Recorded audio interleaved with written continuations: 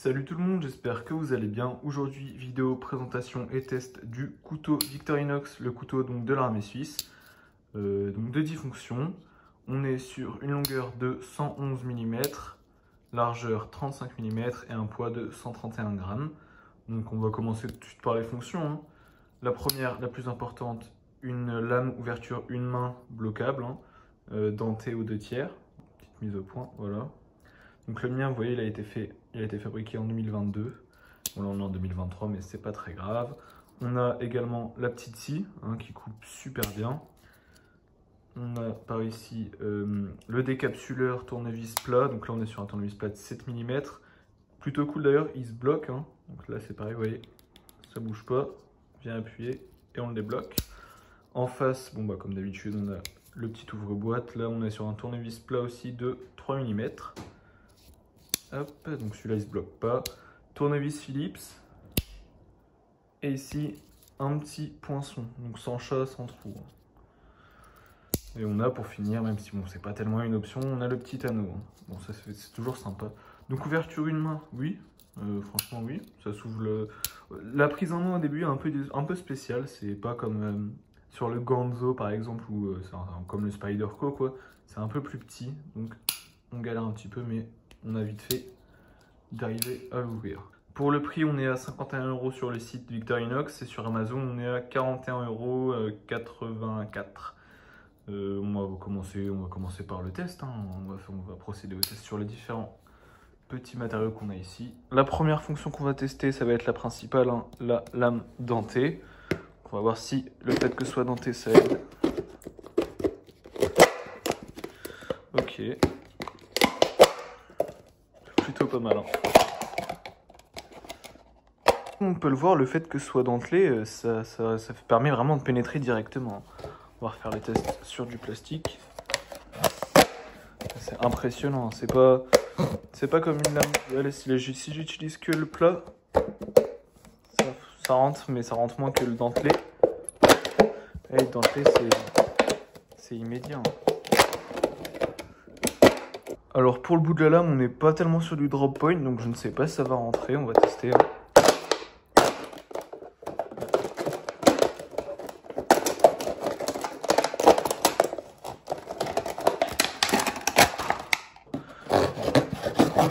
Sur du carton.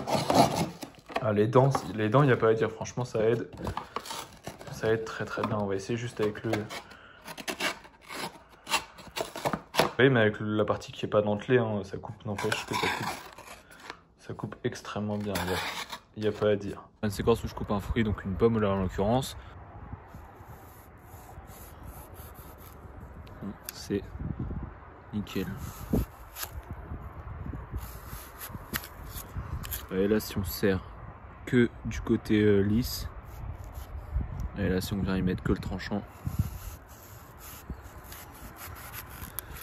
on va essayer de faire ça juste un poil plus fin quand même.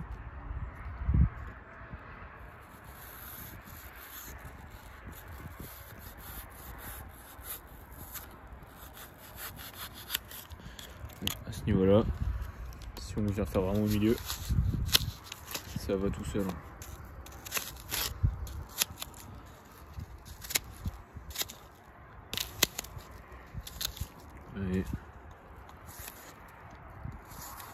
Il n'y a même pas besoin d'appuyer, franchement on fait glisser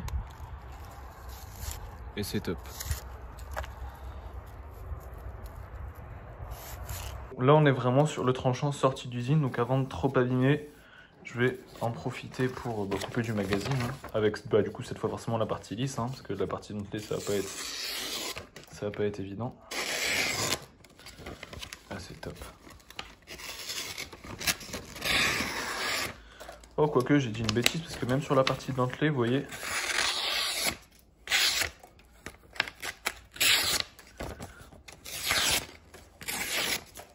ah ouais, c'est impressionnant. Je vais vous faire un petit zoom pour que vous voyez d'un peu plus proche.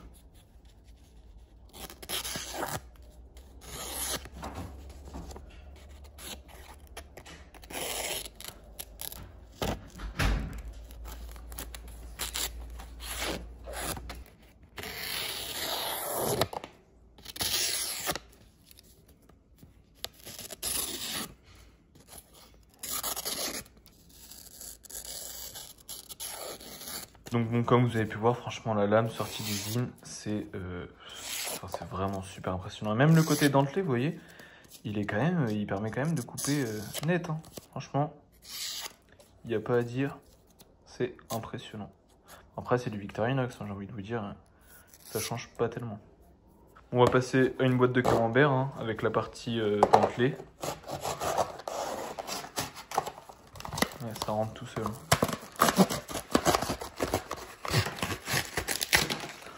Ouais, franchement c'est tapé. Vous voyez, c'est pas forcément une lame lisse qui permettrait de faire ça. Bon, même si celle-là sortie d'usine, c'est vrai que c'est quand même quelque chose, mais... Oh si, même lisse, je dis des conneries. Ouais, c'est quand même efficace. Hein. On est sur une pochette carton, donc type Amazon. Hein.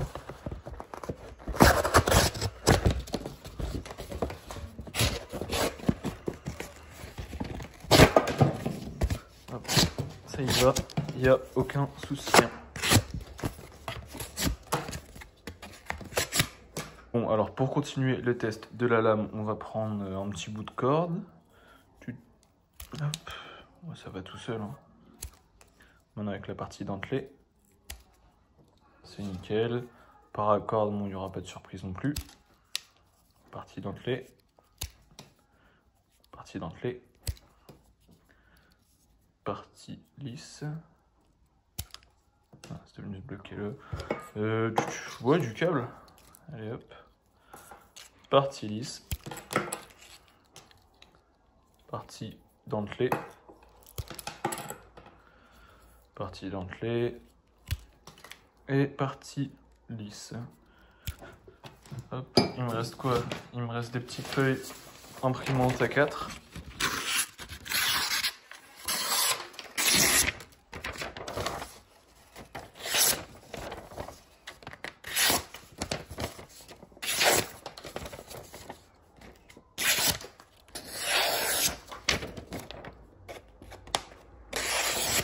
Comme on peut voir, franchement, la lame, rien à dire. C'est quand même assez impressionnant à quel point c'est efficace. On va passer, tiens, à l'ouvre-boîte. Avant toute chose, j'ai rangé un petit peu, hein, parce que ça commençait à être un peu encombré. Donc là, hop, l'ouvre-boîte. Alors, bon, j'ouvre jamais des boîtes de cette manière, hein, parce que maintenant, tout simplement, on n'a plus tellement besoin, donc... À ce niveau-là, je suis peut-être pas très bon, je sais même pas quel sens. Hop.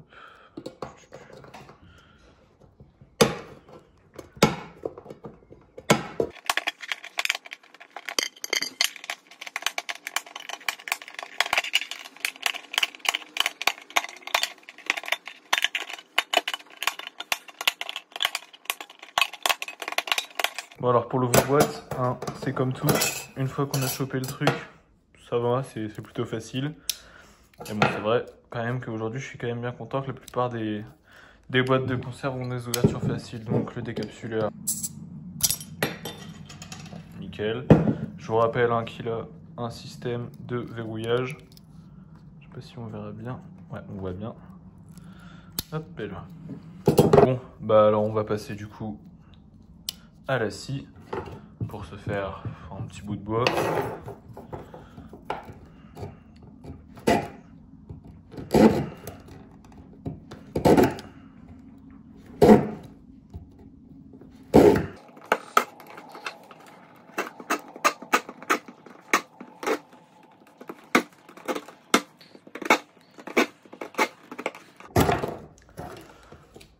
Donc la scie très efficace, c'est net. On va passer au poinçon, hein. Donc pour le tester, on va prendre simplement une petite bûche de bois. Bon, ça y va tout seul.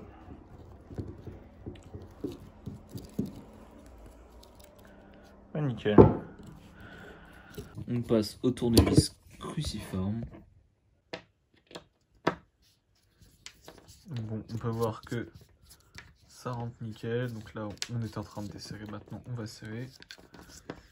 Alors la prise en main est vraiment bien. Hein. Le fait qu'on puisse le tenir, vous voyez, comme ça, forcément, ça aide à avoir un peu plus de puissance et de force, on va dire. Vous voyez, là, je peux vraiment forcer. Un des avantages du coup qu'a le tournevis cruciforme, c'est tout simplement que il peut venir au fond de certains trucs. Vous voyez, là, il y a peut-être un petit centimètre.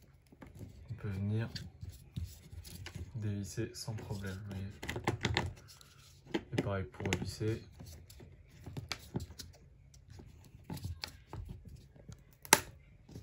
Peut-être un peu trop vissé. Ouais, c'est nickel. Hein. Le fait que ce soit...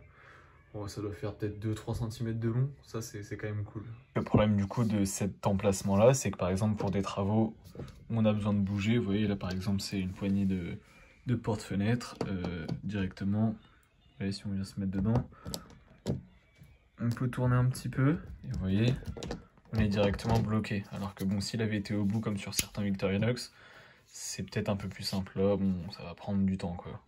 Vous voyez, même exemple ici, pour venir atteindre la vis, bah forcément, c'est possible. Hein. Mais le fait qu'il soit placé comme ça, c'est vraiment pas optimal. Quoi. Bon, alors on va peut-être essayer directement avec le petit tournevis plat de l'ouvre-boîte. Hein. Vu qu'il est placé en bout, au bout de l'outil, peut-être que ce sera plus évident. Alors, voilà. Ah non, même là, vous voyez. Oula. Il se replie. Ouais, c'est ça aussi qui est cool, c'est le fait que sur l'autre, on est assis. Vous voyez, c'est quand même plus simple.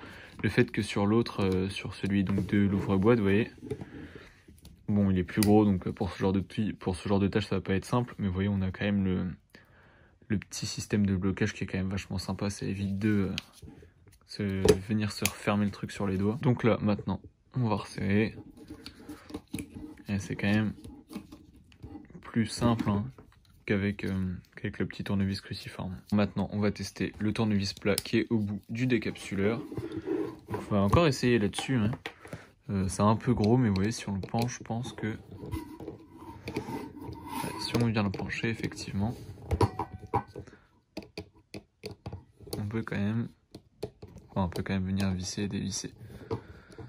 On va essayer aussi de faire levier avec. Hein. Bon, c'est pas le but principal, mais c'est vrai que ça peut aider pour un petit peu de peinture ou un truc comme ça. Bon, j'en ai pas sous la main, donc je vais faire avec ce que j'ai. Hein. Je vais voir ce que j'ai. Par exemple, là, sur une petite porte en bois, on voit qu'on peut quand même bien faire levier. Hein. Maintenant, on va tester la fonction dénudeur.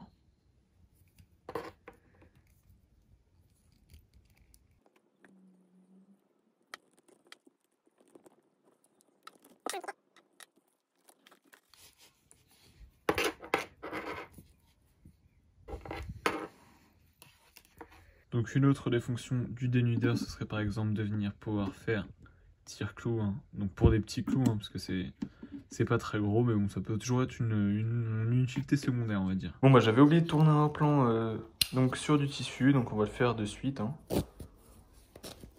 Voilà, c'est impressionnant là pour le coup. Autant pour le papier, pour le plastique, le carton, tout ça, les dents aidaient bien, mais ça faisait taf. Autant là vraiment les dents, c'est là qu'elles sont vraiment super utiles quoi. Pour du textile, c'est magique quoi. Ça va vraiment tout seul. Hein. Je force même pas, ça coupe. Y a rien à dire. Vous voyez, même si je veux couper au niveau du col, je suis bien bloqué. C'est impressionnant. Bon, en même temps, c'est vrai que c'est l'armée suisse qui l'utilise, donc je pense que c'est quand même du bon matos. Hein. C'est étudié selon leurs besoins. Y a rien à dire. Ça marche super bien. Bon là, tout simplement pour vous donner un exemple, hein, on va le faire tout simplement juste avec le bas, donc avec la partie lisse. Donc ça marche quand même bien. Mais directement, vous voyez, si on passe sur la partie dentelée, alors comment je vais faire? Hop, la partie dentelée. Et la partie dentelée, ça va vraiment tout seul.